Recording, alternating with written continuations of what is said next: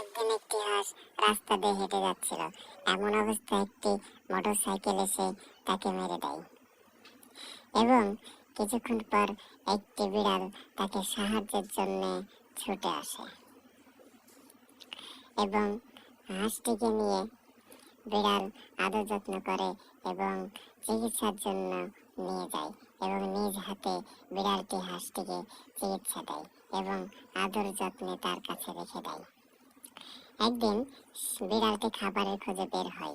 সে অবস্থায় সে একটি ঈগলের সে বাসা দেখতে পায় এবং কয়েকটি ডিম দেখতে পায় এবং ঈগলের সে শিকার হয়ে যায়। ঈগলটি তাকে পানিতে ফেলে দেয়। সে অবস্থায় বিড়ালটি খুব বিপদে থাকে এবং হাঁসটি ছুটে যায় তাকে বাঁচানোর জন্য এবং তাকে পানি থেকে তুলে জীবন বাঁচায়। এইভাবে তাদের বন্ধুত্ব গভীর হয়।